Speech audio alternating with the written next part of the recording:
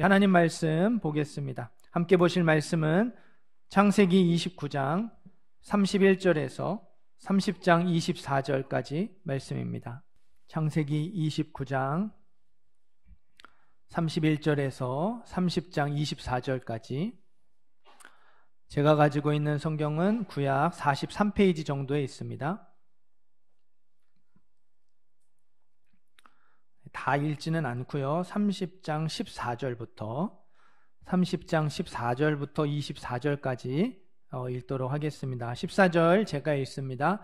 밀 거둘 때 르우벤이 나가서 들에서 합한 채를 얻어 그의 어머니 레아에게 드렸더니 라헬이 레아에게 이르되 언니의 아들의 합한 채를 청구하노라.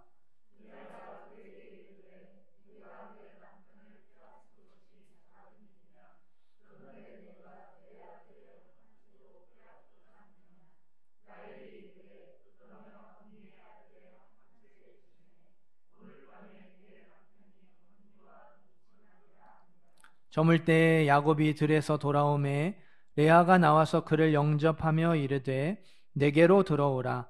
내가 내 아들의 합한 채로 당신을 샀노라. 그 밤에 야곱이 그와 동침하였더라.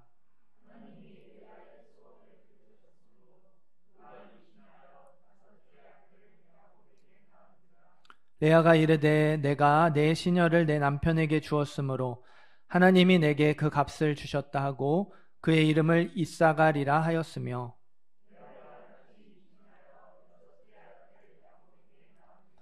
레아가 이르되 하나님이 내게 후한 선물을 주시도다.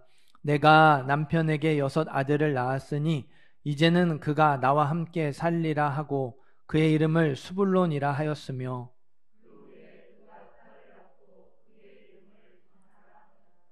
하나님이 라헬을 생각하신지라 하나님이 그의 소원을 들으시고 그의 태를 여셨으므로.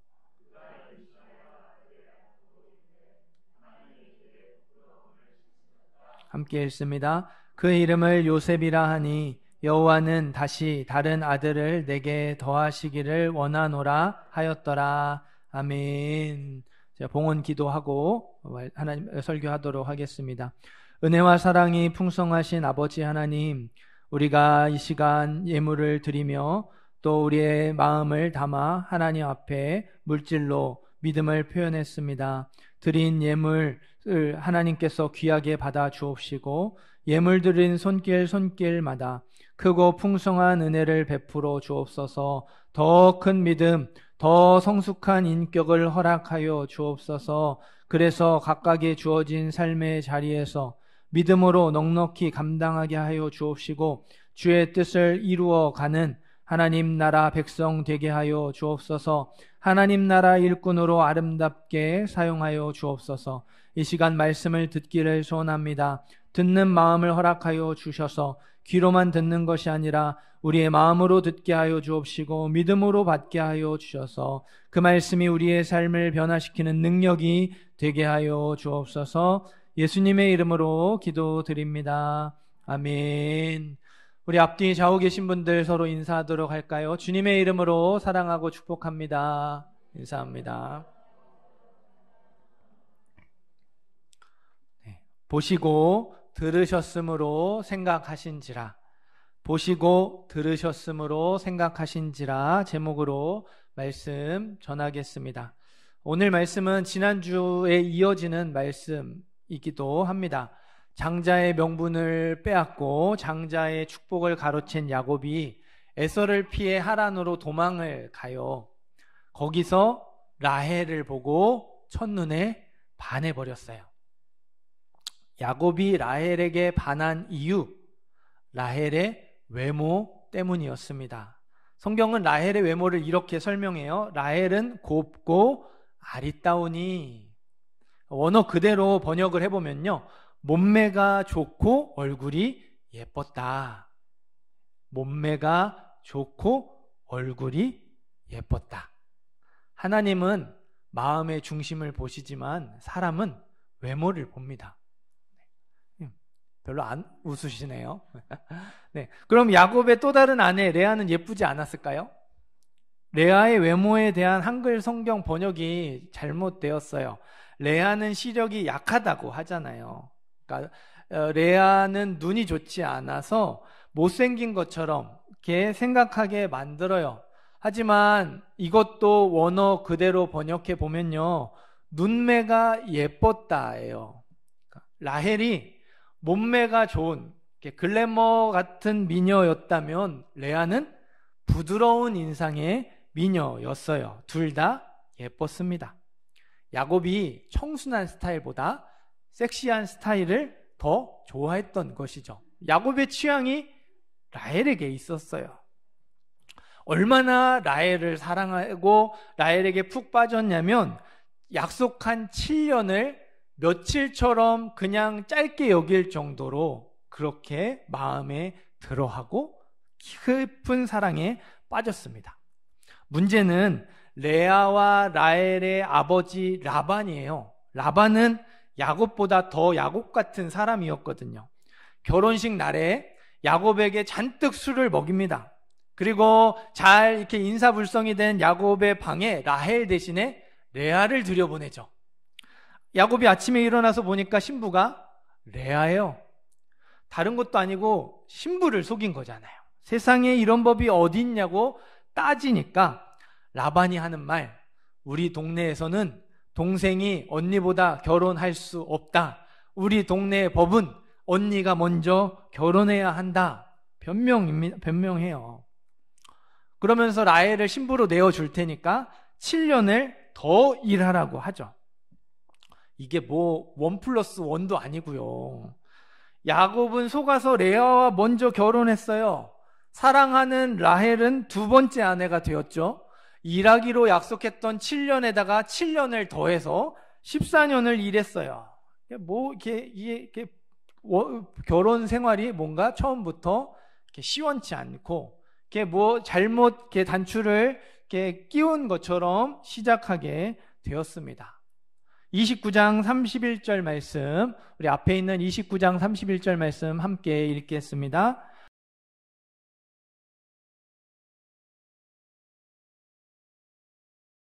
레아가 사랑받지 못했다. 여기도 한글 성경이 너무 부드럽게 번역을 했어요. 자꾸 원어를 말씀을 드려서 죄송해요. 원어는요, 미워하다, 증오하다라는 뜻이에요. 야곱은 라헬을 사랑했어요. 레아는 눈에 들어오지도 않았거든요. 그래서 결혼식 다음날 아침에 신부가 바뀐 걸 알고서는 엄청난 배신감에 치를 떨었죠. 부부가 되었지만 이건 원치 않는 결혼이라면서 레아에게 의도적으로 마음을 열지 않았습니다. 미워할 만큼, 증오할 만큼 차갑게 대했던 거예요. 그냥 안 사랑하고 덜 사랑하는 것이 아니라 엄청 그렇게 모질게 대했다라는 말이에요. 하지만 레아의 입장에서도 이 결혼은 원치 않는 결혼이었잖아요. 야곱의 마음이 자기에게 없고 동생에게 있다는 걸 잘 알고 있었어요. 누가 봐도 다 티가 나는데 그거 모르겠습니까? 하지만 아버지에게 등 떠밀려서 억지로 결혼해야 했어요. 그녀 또한 피해자였다는 말이죠. 그래도 애써 마음을 추스르면서 남편의 마음, 남편의 사랑을 얻어내고자 해요. 하나님도 그 마음을 귀하게 보셨어요. 레아를 긍휼히 여기셨고요. 의무적인 부부관계 가운데 계속 아들이 태어나게 하셨습니다. 레아가 낳은 아들들의 이름을 보세요. 첫째가 르벤이죠. 여호와께서 나의 괴로움을 돌보셨으니 이제는 내 남편이 나를 사랑하리로다. 자, 둘째 시므온입니다. 여호와께서 내가 사랑받지 못함을 들으셨으므로 내게 이 아들도, 두 번째 아들도 주셨다. 셋째 레위, 내가 그에게 세 아들을 낳았으니 내 남편이 지금부터 나와 연합하리로다. 첫째, 둘째, 셋째 모두 남편에게 사랑받기 원하는 간절한 마음을 표현해요. 아들을 이렇게 많이 낳고 있으니 남편이 마음을 열고 나와 함께 하기를 바라고 또 바라죠. 네 번째 아들 유다는 조금 다른 것 같아요. 내가 이제는 여호와를 찬송하리로다. 셋이나 낳았어도 이렇게 요지부동이니까 이제는 내가 남편의 사랑에 집착하면 안 되겠구나. 하나님을 바라보아야 되겠구나 고백하는 것 같죠? 아니에요. 이 뜻은요, 아들을 넷이나 주셨으니까 하나님을 찬양하겠다는 뜻이에요. 자기의 괴로운 마음을 위로해 주시는 하나님께 감사하면서도 레아의 관심사는 어디에 있습니까? 아들을 주시는 하나님께 있지 않습니다. 여전히 아들을 통해서 남편의 마음을 얻어내는 데 있어요. 야곱이 마음을 열지 않습니다. 아들을 넷이나 낳았는데 돌아온 결과 29장 35절 그의 출산이 멈추었더라. 출산이 멈춘 이유는요, 30장 15절에 나와요. 내가 나의 남편을 빼앗은 것이 작은 일이냐? 라헬이 질투해가지고요, 의도적으로 잠자리를 거부하게 만들었어요.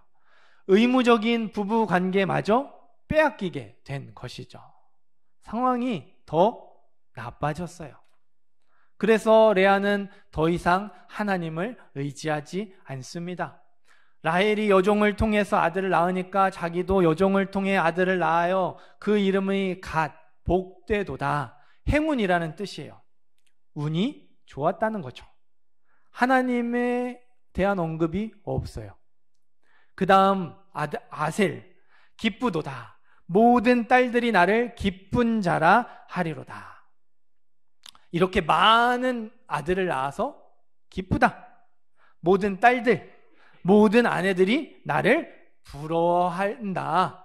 그러니 저 라헬도, 남편의 사랑을 독차지하는 저 라헬도 나를 부러워할 수밖에 없다.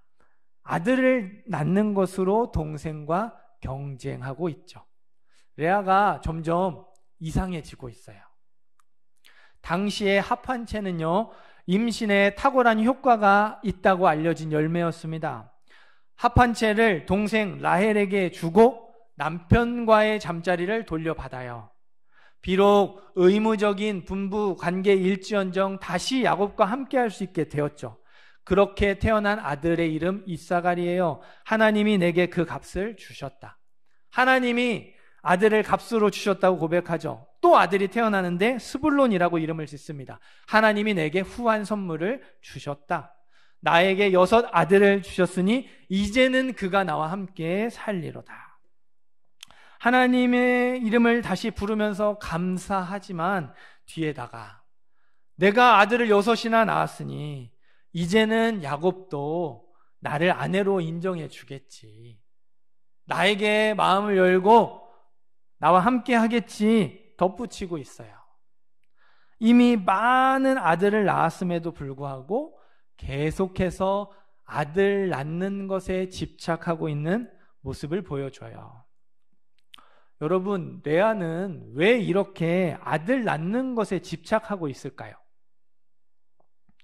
아들을 낳아도, 아무리 많이 낳아도 남편의 사랑을 얻지 못한다는 사실 레아도 알고 있었어요. 잘 알고 있었습니다.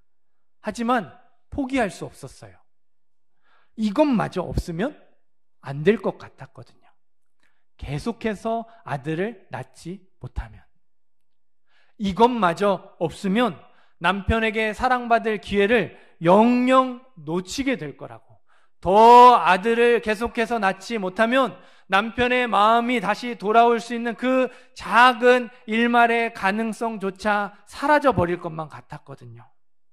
레아는 사랑받고 싶은데 사랑받지 못해서 괴로워하고 있어요.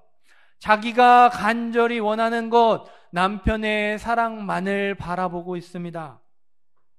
그러면 라헬은 어땠을까요? 남편의 사랑을 독차지하고 있는 라헬, 행복했을까요? 우리 30장 1절 말씀 함께 읽겠습니다. 1절 말씀 읽습니다.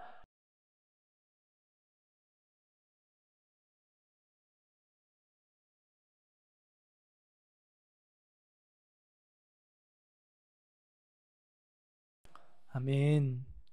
야곱이 사랑하는 아내 라헬에게는 자녀가, 아들이 없었어요. 자녀 못 낳고 아들 못 낳는 게 뭐가 문제냐 하시겠지만 우리나라 조선시대를 생각해 보시고요. 70년대, 80년대, 60년대, 70년대를 생각해 보십시오. 아들 낳지 못하면 큰일 났습니다. 야곱이 살던 시대도 그랬어요. 더 심했어요. 아내의 가장 중요한 의무는 아들을 낳는 것이었습니다. 최대한 많이 낳아야 했어요. 이런 문화 가운데 라헬은 차라리 죽는 게 낫겠다는 생각이 들 만큼 괴로웠죠. 문제는 그의 언니를 시기했어요. 모든 스트레스와 원망의 화살을 누구에게 돌리는 거예요? 언니에게 돌리는 거죠. 질투심에 사로잡혔고요. 야곱을 부추깁니다. 레아와의 의무적인 부부관계, 언니에게 마지막 하나 남은 그 형식적인 부부관계마저 빼앗아요. 정말 나쁘죠. 자기가 아들을 낳지 못하니까요. 여종을 통해서 아들을 낳아요. 그렇게 낳은 아들 이름 단이에요. 하나님이 나의 억울함을 풀어주시려고 나의 호소를, 나의 기도를 들어주셨다. 억울한 건 누굽니까? 라헬이 아니라 레아예요. 철저하게 자기 중심적으로 이 모든 상황을 해석하는 것이죠. 그 다음 낳은 아들 납달리, 내가 언니와 크게 경쟁하여 이겼다. 언니가 그렇게 가지고 싶어하는 남편의 사랑을 가지고 있으면서 뭐 경쟁할 게 있어요? 아들 낳는 걸로 언니와 경쟁합니다. 남편의 사랑에 만족하지 못하면서 자기와 언니를 비교하는 참으로 어리석은 모습을 보여주죠. 아들이 너무 낳고 싶었어요. 합한체를 이용해서 아들을 낳아보려고 했습니다. 실패했죠. 도리어 언니가, 합한체를 넘겨준 언니가 또 아들을 낳았어요. 여러분, 라헬이 불쌍하십니까? 안 불쌍하시죠? 근데 하나님은 라헬을 불쌍히 여기셨어요. 긍휼히 여기셨습니다. 드디어 아들을 낳게 해주셨어요. 간절히 원했던 아들을 낳았어요. 이제는 다 이루었습니다. 다 가졌습니다. 언니와 경쟁하지 않아도 되잖아요. 그런데 아들의 이름을 보세요. 요셉이에요. 요셉. 여호와는 다시 다른 아들을 내게 더하시기를 원하노라. 요셉의 이름 뜻입니다. 여호와는 다시 다른 아들을 내게 더하시기를 원하노라. 아들 하나로 라헬이 만족하지 못합니다. 더 있어야 한대요. 하나님, 더 주세요. 다른 아들 더 낳아야 합니다. 더 주세요. 말하는 거예요. 라헬은 도대체 왜 이럴까요? 무엇 때문에 아들이 더 있어야 한다는 걸까요? 아들이 있든지 없든지 남편이 나를 사랑한다는 사실 라헬도 알고 있었습니다. 너무나도 잘 알고 있었어요. 하지만 불안했어요. 혹시 이게 없으면, 아들을 더 낳지 못하면 남편의 마음이 바뀔지도 모른다고 생각했거든요. 왜요? 레아가 한두 명도 아니고 아들을 너무 많이 낳았거든요. 레아가 6명, 레아의 여종이 2명, 8아들이에요. 라헬은 사랑을 독차지하고 있으면서도 불안해요. 불안한 마음에 사랑을 빼앗기지 않으려고 괴로워하고 있어요. 부족한 게 없는데도 끊임없이 언니와 비교하며 질투하는 것이죠. 마지막 남은 사람, 이 두 아내를 중재하고 다독여야 할 남편 야곱이죠. 30장 2절 말씀 함께 읽겠습니다.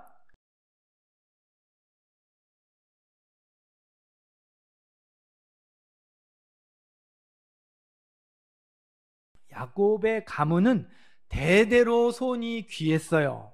아브라함이 이삭을 얻기까지 25년 걸렸죠. 이삭은 야곱과 에서 쌍둥이 형제 낳기까지 20년 걸렸어요. 그러니까 아들을 낳는 게, 자녀를 낳는 게 너무너무 어려운 집이에요. 그러다 보니까 임신하는 것, 그리고 자녀를 낳는 출산은 하나님의 선물이라는 사실을 잘 알고 있었습니다. 보세요. 레아는 계속해서 아들을 낳아요. 라헬은 아들을 낳지 못합니다. 야곱은 이게 하나님의 사인이라는 걸 알았을까요? 몰랐을까요? 알았을까요? 몰랐을까요? 알았죠.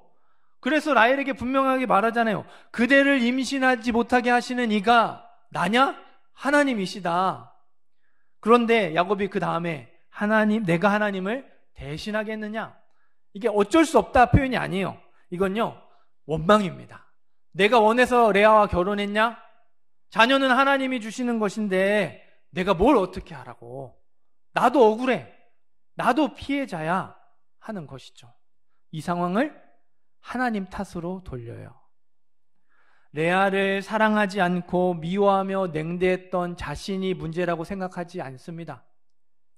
언니를 질투하면서 악하게 행동하는 라헬의 문제라고 생각하지 않아요. 하나님 때문에, 자녀를 주시지 않는 하나님 때문에 이렇게 되었다고 말하죠. 큰 자가 어린 자를 섬기리라, 가정을 위해 주신 말씀을 무시했던 이삭과 리브가처럼 야곱도 하나님의 사인을 외면합니다. 레아는 사랑하지 않고 라헬만 사랑하면서 고집 부리고 있어요. 그래도 이삭은요, 리브가가 임신하지 못해 괴로워할 때 기도했어요. 리브가를 위해 기도하고 자녀가 임신할 수 있도록 기도했어요. 야곱이 라헬을 정말 사랑했다면 어떻게 해야 하겠습니까? 기도해야 하잖아요. 그런데 야곱은 기도하지 않습니다. 나도 억울하고 나도 피해자라면서 짜증만 내요. 레아는 사랑하기 싫고 라헬은 자녀가 없어서, 아들이 없어서 질투하는 이 상황이, 이렇게 되어버린 상황이 그저 원망스러웠던 거예요. 야곱은 사랑하고 싶은 대로 사랑한 결과 때문에 괴로워하고 있습니다. 레아도 라헬도 야곱도 모두 사랑 때문에, 그 삐뚤어진 사랑 때문에 서로 상처를 주고 상처를 받으면서 괴로워해요. 장자의 축복 때문에 가정이 갈기갈기 찢겨지고 깨어졌던 것처럼 또다시 사랑 때문에 가정이 깨어질 위기에 빠지게 되었습니다. 레아와 라헬과 야곱 세 사람에게는요, 한 가지 공통점이 더 있어요. 세 사람 모두요, 오늘 말씀에 보면 하나님의 이름을 부릅니다. 하나님의 이름을 끊임없이 불러요. 그러나 좋은 의미로 부르지는 않죠.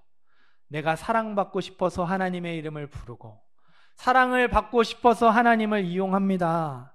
사랑을 빼앗기지 않으려고 하나님의 이름을 부르고요, 불안해서 사랑을 지키기 위해서 하나님을 이용해요. 자기 마음대로 사랑하면서 하나님의 이름을 부르고 자기의 잘못은 생각하지 않으면서 하나님을 원망하죠. 그럼에도 불구하고 하나님은 자비로우세요. 29장 31절 말씀, 여호와께서 레아가 사랑받지 못함을 보시고, 30장 17절, 하나님이 레아의 소원을 들으셨으므로, 마지막 30장 22절, 하나님이 라헬을 생각하신지라. 보시고 들으셨으므로 생각하신지라. 하나님은 그 와중에 한 사람 한 사람의 그 괴로운 마음을 보시고, 그들의 고통스러운 신음소리를 들으시고, 그들의 딱한 사정과 그들의 아픔을 생각해 주셨어요. 남편에게 냉대받으며 동생에게 구박받는 레아, 그래서 아들 낳는 것에 집착하며 이상해진 레아를 온전한 사랑으로 품어 주셨어요. 언니를 질투하고 불안해하는 라헬을 하나님의 온전한 사랑으로 품어 주셨습니다. 하나님을 원망하는 야곱도 온전한 사랑으로 품어 주셨어요. 왜 나를 이용해 먹냐? 왜 나를 원망하냐? 그들의 잘잘못을 따지기 전에 먼저 각 사람의 모습을 있는 그대로 용납해 주셨어요. 참아 주셨습니다. 받아 주셨어요. 한 사람 한 사람의 마음을 만져주시고 위로해 주시죠. 그 가정이 깨어지지 않도록 지켜주셨습니다. 결국 이렇게 장황하게 설명을 드린 야곱의 12아들, 이스라엘의 12지파가 되었어요. 시간이 흘러서 후대에 이렇게 사람들이 궁금해할 수 있어요. 우리 지파 이름은 왜 루벤이고, 왜 유다고, 왜 스불론이고, 가시고, 다니고, 납달리일까? 그래서 그 이름 뜻을 이렇게 찾아보고, 그 이름 뜻이 어떤 상황에서 생겨났는지를 찾아보면 어떤 이야기가 나옵니까? 오늘 말씀에 이 형편없는 이야기가 나오죠. 이게 하나님이 택하신 민족, 하나님의 뜻을 나타내고 하나님이 구별하여서 세우신 민족 12지파의 영광스러운 이름이래요. 야곱의 12아들 중에 요셉 있잖아요. 애굽의 총리 대신이 되고 자기를 팔아버린 형들을 그렇게 멋지게 용서해버린 요셉. 그 요셉을 통해서 차라리 이 12지파 12아들 낳고 12지파의 이름을 지어서 이스라엘 민족을 이렇게 세우시면 얼마나 좋아요. 얼마나 멋있습니까? 하나님의 입장에서면요, 딱 한 대만, 멀지도 않고요, 딱 한 대만 참으시면 돼요. 그러면 할 수 있는데 하나님이 그렇게 하지 않으시죠. 보시고 들으셨으므로 생각하신지라. 온전한 사랑으로 품어 주시고요. 삐뚤어진 사랑의 결과물, 야곱의 12아들이 이스라엘의 12지파가 되게 하셨습니다. 이게 저와 여러분을 향한 하나님의 사랑, 온전한, 완벽한 하나님의 사랑이에요. 또 이러니까 하나님이 이렇게 나를 사랑하시는구나. 내가 그래 야곱처럼, 레아처럼, 라헬처럼 살아도 괜찮구나. 그렇게 하시면 안 돼요. 하나님이 왜 우리를 이렇게 사랑해 주십니까? 우리 마음에 이 야곱과 레아와 라헬처럼 삐뚤어진 사랑으로 주고받은 수많은 상처들이 있거든요. 우리의 마음에도 그렇게 수많은 상처들과 그 상처들로 인해서 온갖 분노와 악한 것들이 우리 마음을 가득 채우고 있어요. 그래서 애써 이것들을 감추고 또 이렇게 억누르면서 밖으로 드러나지 않게 해보려고 하지만 어떻습니까? 끊임없이 올라오고 또 올라오고 또 올라오잖아요. 그렇게 하고 싶지 않은데 나도 모르게 욱하고 나도 모르게 그렇게 반응하면서 똑같이 반응하는 것이죠. 그래서 하나님이 저와 여러분에게 온전한 사랑을 부어주시는 거예요. 상처가 아물고 회복될 때까지.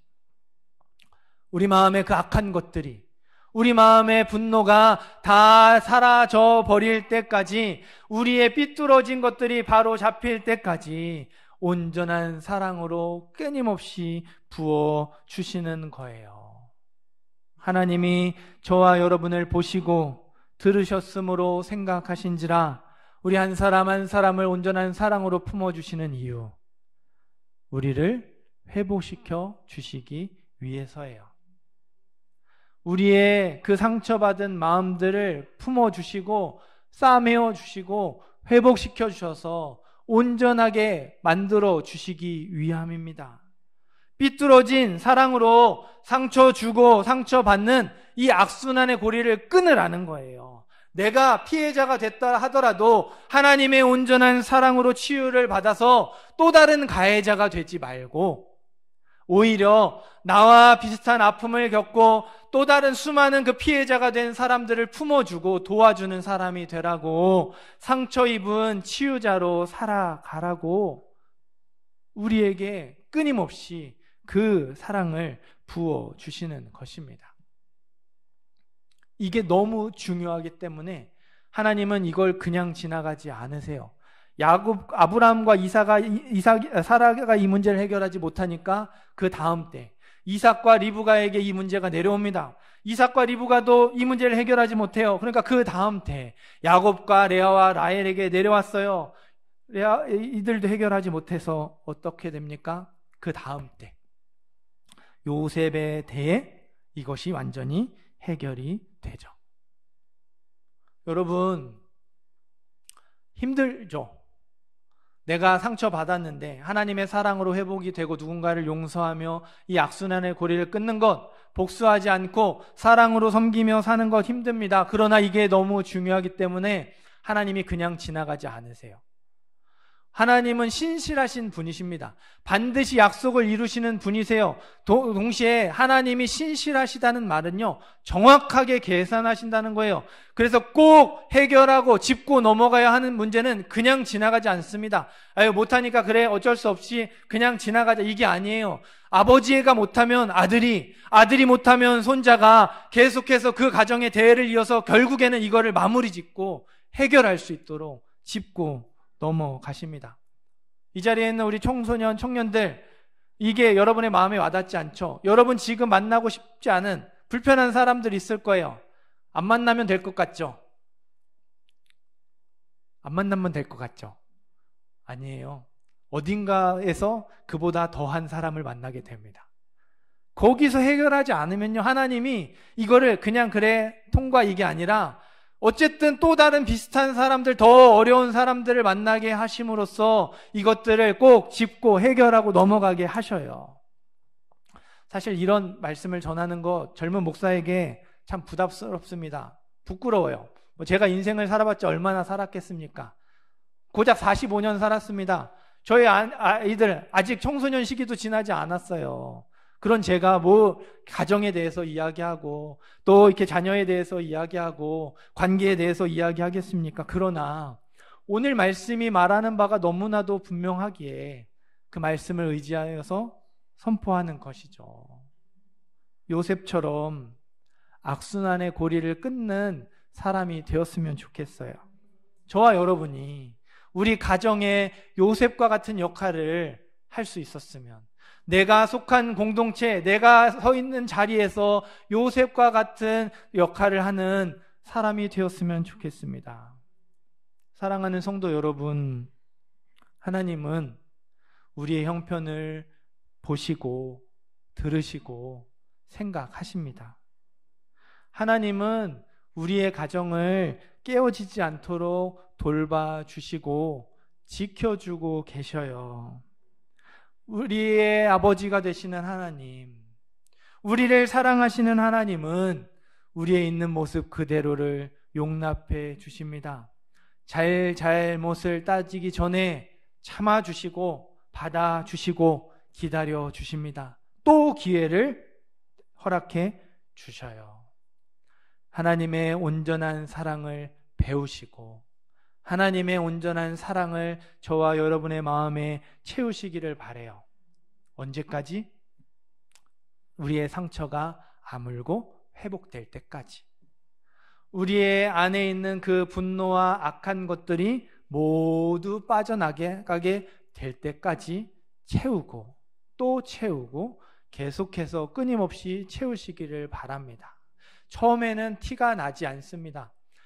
내 마음에 가득 차 있는 것들을 한번 하나님의 사랑이 이렇게 스쳐가고 하나님의 사랑이 내 마음에 부어졌다고 다 빠지면 얼마나 좋겠습니까? 그렇지 않잖아요. 그러니까 다 빠져나갈 때까지 흘러 넘치도록 계속해서 부어줘야 하는 거예요. 매일매일 그것이 우리의 삶의 가운데 경험되어져야 하는 것입니다. 우리가 우리의 삶에서 잘 먹고 잘 살기 위해 노력해야 하고 애써야 해요. 우리의 사랑하는 자녀들이 우리보다 더 잘 살도록, 더 행복하게 살고 더 나은 삶을 살 수 있도록 노력하고 애써야 하죠. 그래서 여러분 열심히 돈 벌고 자녀가 필요한 것들, 이렇게 모든 것들을 다 동원해서 이렇게 애쓰고 이렇게 지지해 주시고 뒷바라지해 주시잖아요. 그런데 정말 중요한 것, 왜 그 사랑을 물려주려고 하지 않으시죠?